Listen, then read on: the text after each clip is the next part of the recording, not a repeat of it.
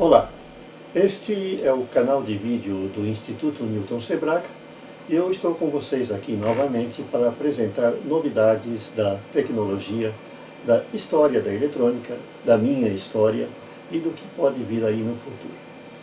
Hoje o assunto é muito interessante, é novamente uma continuação da história anterior, do meu vídeo anterior em que eu falo do meu transmissorzinho valvulado, que eu construí lá pelos anos de 1962, 63.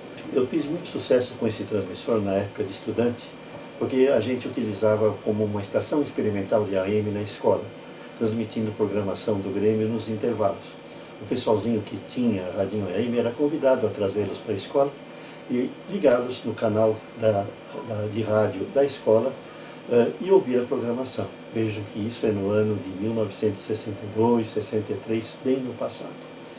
E eu me lembro de um episódio interessante, quando eu estava com esse transmissor na minha casa testando, e meu tio Eloy, muito engraçado, muito ativo, se lembrou de uma aventura interessante que comoveu os Estados Unidos anos antes.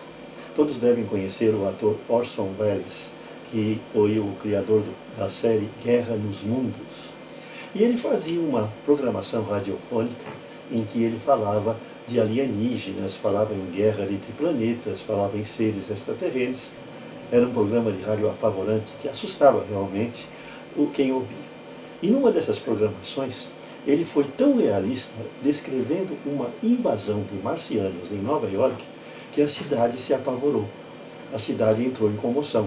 Vi gente saindo na rua, e ele não percebeu isso, ele continuou no microfone falando: olha, está descendo um disco voador em tal lugar, estão descendo marcianos armados no Central Park. E o pessoal de Nova York entrou em pânico, teve que intervir a polícia, ele quase foi preso, porque ele não percebeu o tamanho da repercussão do programa que ele fez. Ele entrou para a história com essa narração da invasão marciana em Nova York. Mas o que o meu tio fez foi realmente interessante. Eu estava testando meu transmissor e eu falei que ele era uma rádio experimental.